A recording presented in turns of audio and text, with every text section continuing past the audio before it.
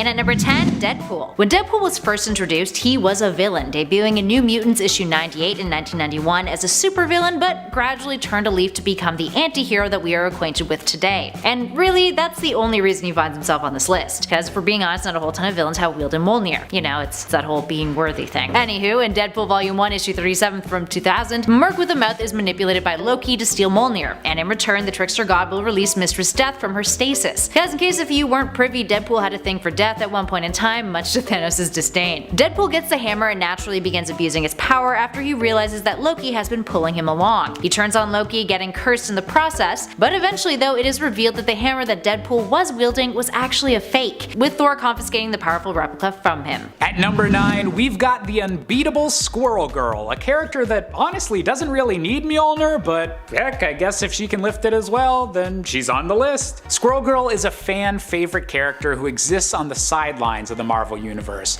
rarely taking part in major events, but yet has somehow managed to easily defeat practically every major supervillain that's encountered her. Given how powerful she is, the only opponent who's really ever given her trouble is an evil clone of herself. When the Squirrel Girl clone had already taken out the Avengers and threatened to take over the world with a squirrel army, the original Squirrel Girl picked up the fallen Thor's hammer and used it to defeat her evil self. Coming in at number 8, we've got a worthy X-Men in the form of Rogue.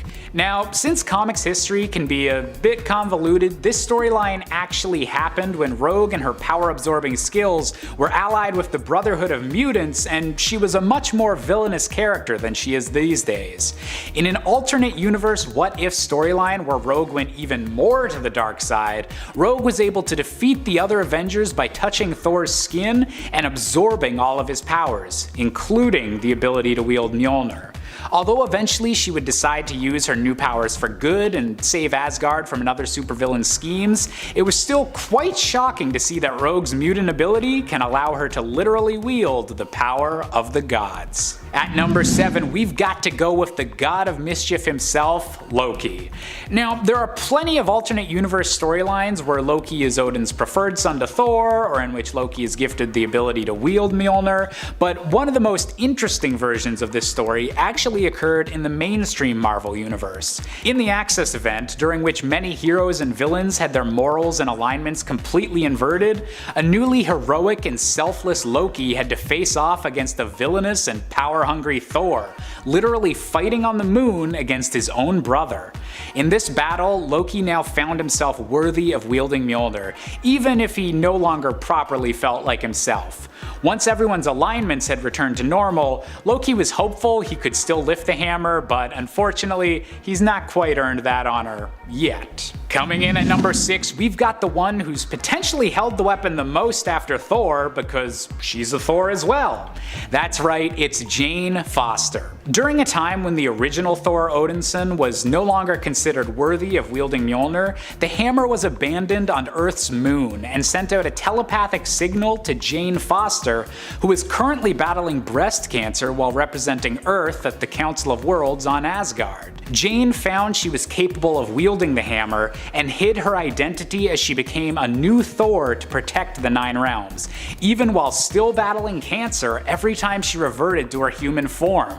Talk about badass. At number 5, we've got a Spider-Man, but not the one you might be expecting. It's Spider-Man 2099 Miguel O'Hara. In the far future, at the end of the Marvel 2099 universe, after the planet Earth's destruction, the former Spider-Man of the future is gifted Mjolnir by a resurrected Steve Rogers and is shocked to discover he's capable of lifting the hammer. Instead of becoming a new version of Thor, Miguel uses the immortality that Mjolnir grants him to become a wise leader for humanity, bringing them back from the capitalistic brink that destroyed their planet in the first place. And by finding a creative way to save the world instead of the usual punching things back to normal, that's pretty freaking worthy, Miguel. Nice going. Coming in at number 4, no Mjolnir-themed list is complete without the beloved Beta Ray Bill. A Corbinite from the Burning Galaxy, Bill originally met Thor when his ship was picked up entering the Milky Way galaxy by S.H.I.E.L.D., and Nick Fury asked Thor to check it out. After being briefly knocked unconscious and separated from Mjolnir, Thor was astonished to wake up to Bill wielding Mjolnir and all of his powers, a worthy protector of his people Pool simply trying to defend some refugees. While eventually Thor would reclaim the original Mjolnir, Beta Ray Bill had such a big impact on the Marvel Universe and had utilized the hammer so well that he was gifted a replacement weapon known as Stormbreaker, made from the very same metal as Mjolnir in honor of his service. Good job, Beta Ray Bill. I really hope you show up in the MCU someday. At number 3, we've got a little bit of a plot twist with GWENPOOL. One of the weirder characters from the entire Marvel Universe, which is honestly saying a lot, Gwendolyn Poole is originally from an alternate reality that just might be our own, before somehow getting sucked into the main Marvel Universe through a comic book and all of the fourth wall breaking knowledge that allows. Gwenpool's adventures are far more comedic and outlandish than most tales involving Mjolnir, so it makes sense that her utilization of the weapon might be a bit eccentric. Whenever Gwen used her fourth wall breaking powers to gain allies and weaponry from the Marvel's universe's past, she was able to break Mjolnir's worthiness rule by literally wearing the severed arm of Thor as a glove to wield the hammer with. I don't think that's exactly what Odin had in mind when he came up with the rules, but I guess it worked? Coming in at number 2, it's the Star-Spangled Man himself, Captain America. I remember waiting the entirety of the MCU to see Steve Rogers wield Mjolnir, and when it finally came, fans around the world were not disappointed to see one of the most iconic comic book moments ever play out on screen, and for good reason. When the Avengers are being attacked by the dark Egyptian god of death, Set, Captain America seems overwhelmed with the rest of the Avengers by the sheer amount of minions at Set's disposal. However, Steve's random attempt to grab at Mjolnir surprises him with the knowledge that he is worthy, and goes to show just how powerful Captain America can become. And in our top spot, we've got a surprise from an entirely different universe. It's Wonder Woman. During a massive crossover event called, fittingly enough, DC vs. Marvel, Mjolnir is blasted out of Thor's hands when he wins a battle against the hero Shazam. The weapon is then picked up by Wonder Woman after she reads the description, enhancing her already incredible powers and giving them a lightning-based kick.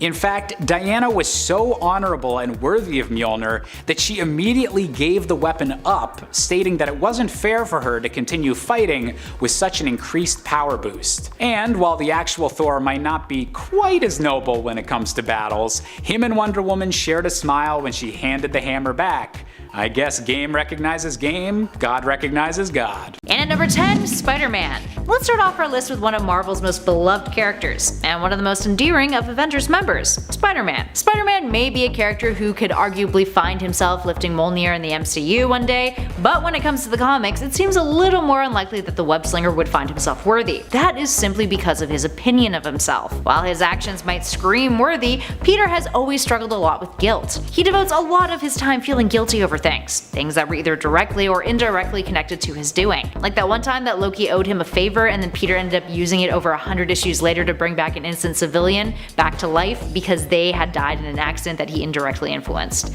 Loki was like, alright dude, if this is really what you want to waste your wish on, cool. It's like Spider-Man is constantly a cautionary tale in which the tragedies of his life prevent him from ever gaining personal happiness unless, he's serving society for the better. Peter often doesn't feel worthy about himself, and self-doubt never really pays off well in the comics overall. Now does it? Looking at you, Thanos. Looking at you. Moving on to number 9, Rogue. Here we have a case of a hero who was actually kind of a villain at this point in time and then became heroic by the end of the story. In 1994, Marvel's What If series gave us a story that featured mutant Rogue wielding Mjolnir. From What If Volume 2, Issue 66 from 1994, in a story titled What If Rogue Possessed the Power of Thor, Rogue absorbs Thor's powers in the midst of a battle. This leaves Thor in a vegetated state, and Rogue ends up turning on the Avengers using her newfound Thor abilities to kick their butts, to the point where she actually kills Iron Man and Vision. After the battle, the remaining Avengers take Thor's body to the Fantastic Four in hopes of bringing him back, but it is too late. He dies. Rogue, along with the members of the Brotherhood of Evil Mutants, try to break the Freedom Force out of jail, but Blob and Rogue get into a fight, causing their jet to crash, killing everybody but Rogue. Loki decides to take advantage of the situation and her guilt by convincing her to come to Asgard with him, where he seduces her and convinces her to kill Odin while Loki takes over Earth. Luckily for Earth, Rogue ends up meeting Thor on the astral plane and decides to become the goddess of thunder and live up to the standards that Thor set while he was alive.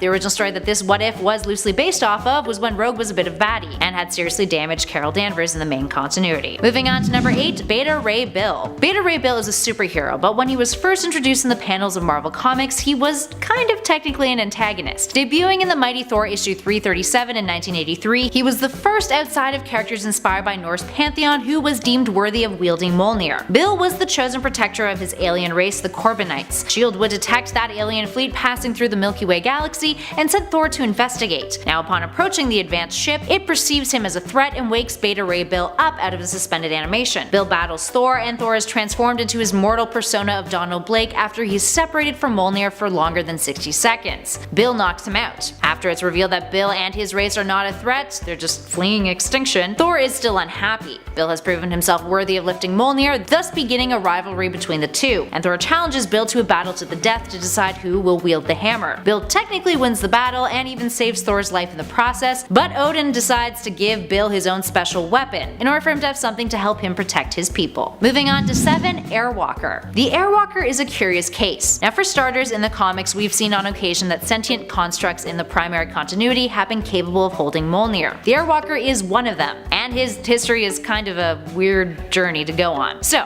he used to be a mortal man named Gabriel Land, who first appeared in Fantastic Four issue 120 in 1972 as a member of the Xandarian Nova Corps, who, when on his spaceship, encountered Galactus. Galactus abducts him, and then consensually transforms him into his herald, who is not dissimilar looking from the Silver Surfer. This turns Land into the Airwalker, who becomes the closest thing Galactus ever had to a friend. But tragedy strikes. When looking for planets for his master to consume, Land is killed in battle with an aggressive alien race. Galactus manages to retrieve the last bit of his soul and places it into an android body. But Galactus is dissatisfied and ditches Land. He's just not the same, returning to the Silver Surfer instead.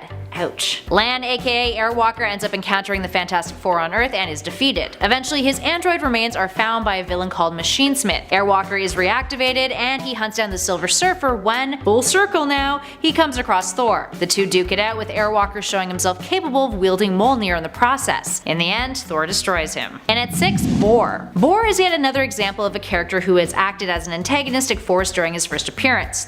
Bor is Thor's grandfather who is resurrected by Loki and finds himself in the middle of Manhattan. Thanks to a lovely dose of Loki's manipulative magic, Bor looks around and thinks everything surrounding him is a threat. Naturally, he begins to go on a rampage, believing that he's in a realm full of demons. Thor then shows up to stop his grandfather, but that does not go as planned. For starters, Thor doesn't even know he's his granddad, and Bor thinks that Thor is a demon, responsible for killing his son Odin since he can't sense him anywhere in the 9 realms. And Loki's magic makes Bor see Thor as a demon to boot, so yeah, it doesn't help much. They battle, and when Thor throws his hammer at Bor, Bor catches it and merely tosses it aside.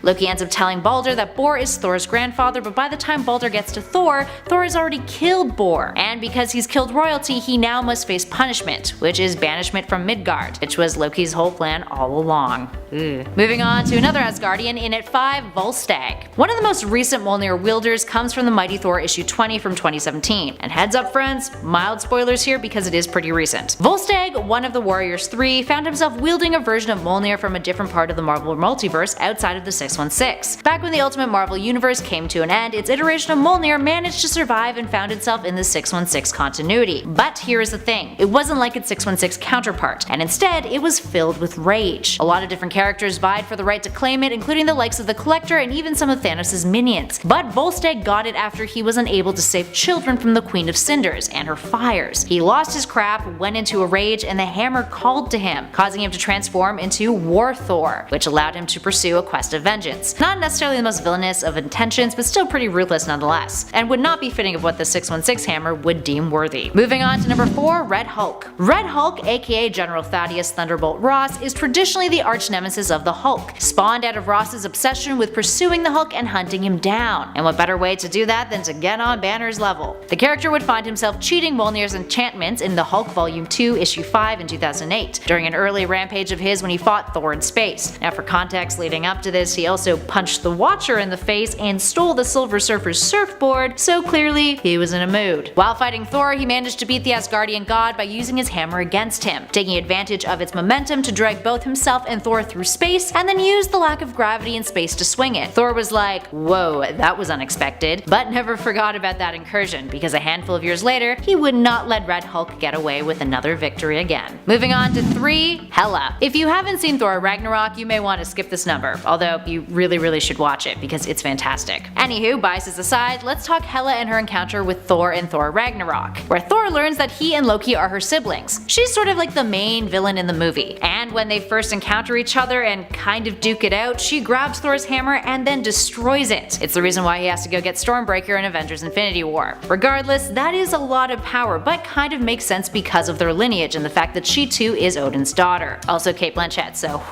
Moving on to number 2, Magneto. Magneto's encounter with Mjolnir occurs in an alternate universe, specifically in the Ultimate Universe, Earth 1610. Seen in Ultimatum issue 3 from 2009, the pinnacle story arc of the Ultimate Universe that had many fans shocked, disturbed, and flat out angry, we see Magneto prove himself worthy to Mjolnir's counterpart. When his kids Scarlet Witch and Quicksilver are killed, Magneto loses his cool and ends up using his electromagnetism to steal Thor's hammer from him, something that was actually made possible by the villain manipulating the environment around Mjolnir, a trick that actually never worked in the 616 universe, FYI. He then used it to reverse Earth's magnetic poles. He also kills a bunch of different characters while wielding it, so all in all, no bueno, not good. And finally, in at number 1, Hank Pym.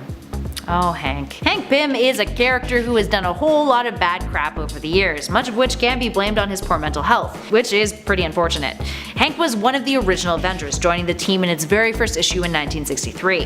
When it comes to his laundry list of questionable actions, we honestly don't know where to begin. So I guess maybe from the start? Although I warn you guys, this Cole's Notes version is really, it's shortened quite a bit.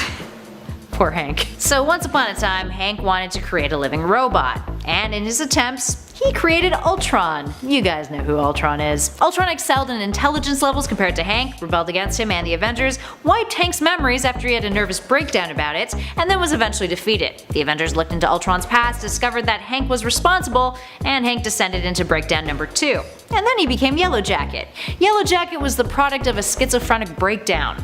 He kidnapped Janet, acted like a complete dick, and then was later revealed to be Hank after all. As time passed, he began to feel more and more inadequate and snapped during a battle with a foe who had surrendered, attacking her. He was then court-martialed by the Avengers, then came up with a wacky plan to trick them into thinking that they needed him still by attacking them and then saving the day. Janet was like, "Yo, you're being crazy." Hank lost his shit and then he proceeded to hit her, which became one of the most controversial moments in comics to date. Hank and Janet would then split up, and Hank would become a scientific advisor to the West Coast Avengers, and then eventually tried to commit suicide. I could keep going, but I would prefer not to. Currently, he's merged with Ultron into a cyborg, but really it's more so Ultron wearing Hank's skin as a costume. It's a whole can of worms that we will not open up in this video. Sorry everybody. You bet you will never see Michael Douglas doing that in the MCU though. Coming in at number 10, we've got Thor's dad himself, Odin the Allfather. Now, given that Odin is the one that put the worthiness requirement spell on Mjolnir in the first place, it kinda makes sense that he'd give himself a loophole and allow himself to be considered worthy, and is shown to be able to wield the hammer multiple times over the years. However, the most notable might be the incident that caused him to add the worthiness charm to the weapon in the first place, when Odin had first created the weapon, but found its power too great for him to control safely. Outraged and spiteful, Odin basically roared, "If I can't do it, no one can," and locked Mjolnir away until it eventually became Thor's. Talk about an overly dramatic origin story, am I right? And at number 9, Two Gun Kid. Two Gun Kid, a character known for having 2 guns and kind of looking like a kid, was a short-lived Avenger who joined the team in 1978 in Avengers issue 174. Two Gun Kid is a time traveler from the 19th century who joined as a reserve member, and prior to that in Avengers issue 147 2 years prior, he was given an honorary status for the team. He time traveled and fought with the Avengers once, then decided to take a tour of the country with Hawkeye, of all people, and then kind of made some appearances here and there before going back into the past. That didn't last though, because he'd come back to the present and work alongside She-Hulk. All in all, he is a character who is such a blip on the radar in the Avengers history that we highly doubt Mjolnir would even recognize his existence at all. And yes, that is my argument and I'm sticking to it. And at number 8, Wolverine. Wolverine was briefly in Avengers in 2005 as part of the new Avengers team, joining in issue 6 of that series. He's been on a few Avengers squads over the years, including the Avengers Unity Squad, and even managed to juggle being an Avenger and an X-Men member at the same time. Currently, he's a member of the Savage Avengers and the X-Men. So why would he not be deemed worthy? Well, for one, there's that attitude of his. His catchphrase is literally, "I'm the best there is at what I do, but what I do best isn't very nice."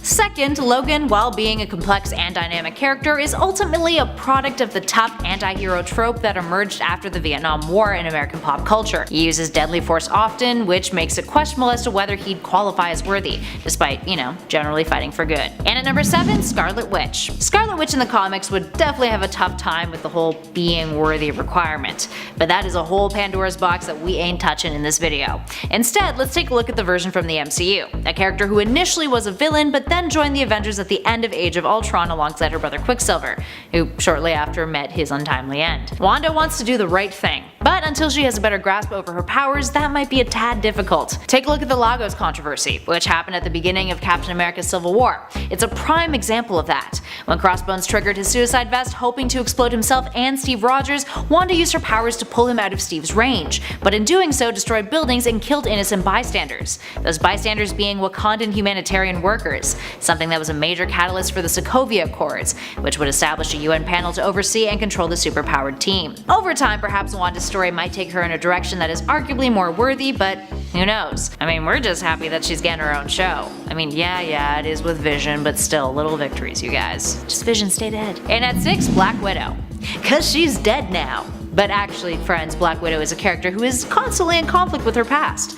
And with the MCU version in Avengers Endgame, Marvel Studios tried to emphasize more of that internal struggle that Natasha was having before she met her untimely end. While it seems likely we'll be seeing her solo feature take place in the past, there's still the odd chance now that the multiverse has opened up that we might see a different version of Natasha who is considerably more worthy to Mjolnir standards. But don't get your hopes up. Marvel Studios is very adamant that she is dead. With party poopers. And at 5, Hawkeye from the MCU. Prior to coming back into the Avengers fold, Hawkeye had gone full-blown Ronin and was running around the globe brutally murdering criminals as a way to fill his ever-growing void from losing his family. Yeah, they are criminals, but damn, Clint, gotta be so ruthless? Perhaps prior to this, had he kept up his good S.H.I.E.L.D. behavior, he would have had a somewhat possible chance of being considered worthy by the hammer. But let's be honest, post-Mohawk days, not so sure about that. Moving on to number 4, US Agent. US Agent was part of the Avengers in the comics as part of the post-Inferno recruits between 1989 and 1990. The government had appointed him to the West Coast Avengers team in 1989, and he proved to be a major dick, causing many of the team members to quit because of it. US Agent's history of being a dick is a pretty detailed one, actually. US Agent, aka John Walker, first appeared in the comics as a supervillain named Super Patriot in Captain America issue 323 in 1986. The whole purpose of this character's creation was to counter the message in Captain America's comics about patriotism being entirely good. It was the late 80s in America after all. Walker was described by his creators as someone who, I quote, embodied patriotism in a way that Captain America didn't. A patriotic villain. More realistic and more pragmatic. Now, years later during the Hero's Return event, he briefly appeared in the 3rd volume of Captain America in a story titled American Nightmare, in which he tried to steal an experimental jet plane. Now, to be fair, he was under the control of villain Nightmare, but really, after everything else he had done as a villain and as a corrupted hero in the past, I wouldn't put behavior like that past him. All in all, Mjolnir says no. Up next, number 3, Namor. Ah yes, another character who is too big of an asshole to ever wield Thor's hammer. Except the difference between Namor and US Agent is that Namor is actually quite likable. Controversial opinion? Don't come at me. Namor the Submariner had joined the team in 1985 in Avengers issue 262. Namor is largely considered to be the first known comic book anti-hero, being a short-fused character who also had a penchant for seeking vengeance when he felt he was wronged. He's pulled off stunts like trying to invade Wakanda before, but also fought alongside Captain America and the original android Human Torch against Nazis during World War II. He's aided heroes, he's antagonized them. He's a beautiful array of all things at once. But when compared against the likes of Steve Rogers' nobility, well, Namor doesn't really hold a candle to that, does he? And let's be real, Mjolnir ain't no sword and hat. It's not gonna spend a hot second debating whether Namor's good outweighs his bad. Moving on to number 2, Sentry. Sentry was a recruit of the 2015 New Avengers team, a group that was formed when there was a mass breakout of the supervillain prison, the Raft. Sentry, along with Wolverine, Luke Cage, and Echo, all found themselves as part of the team over the first 11 issues of this new series. But how could the man with the power of 1 million suns not be worthy of lifting something that arguably probably isn't as powerful as he is. Well, that's because of his alter ego, who is also his archenemy, the Void. Void is the dark entity that lives within Sentry as a side effect of his powers. Now, Marvel now, the two have actually fully merged, making him one of the most powerful mortal characters in the comics. Still, having an evil half probably doesn't help much in the worthy department. And finally, in at number 1, Loki. Of course! Out of all of the characters who have ever wielded Mjolnir, hero and villain alike, Loki is one of the only individuals who has had it in his possession numerous times. And sure, Loki may be dabbling in anti-hero territory a lot more these days, but he's still very much considered one of the best Marvel villains of all time. I mean, he was the first villain that the assembled Avengers team took on because Thor needed a hand with his trickster god brother. There have been 3 key times when Loki has wielded his brother's hammer. Once in Loki Agent of Asgard issue 9 from 2014, in Avengers and X-Men Axis issue 9 in 2014 as well, and of course another instance that occurred in an alternate timeline featured in What If issue 47 from 1984. For starters, let's look at the Axis title. Loki found himself using the hammer when he and other characters were hit with an inversion spell, leading the character to gain the powers of his brother, and the roles now reversed. He would become a member of the Astonishing Avengers alongside Dr. Doom, Sabretooth, and Magneto. That story continued in Loki Agent of Asgard, which came out that same year, beginning with, I quote, "As Thor fell from grace, Loki was transformed into a warrior for the side of right, a hero for the ages. Loki found himself against his brother, thrust into the role of champion of all things noble." And last but not least, What If Volume 1 issue 47, aka What If Loki Had Found the Hammer of Thor. This one was based on Journey into Mystery issue 83, which was the first comic Thor ever appeared in, and the narrative in this one paints Loki as the one who lifts Mjolnir instead of Thor.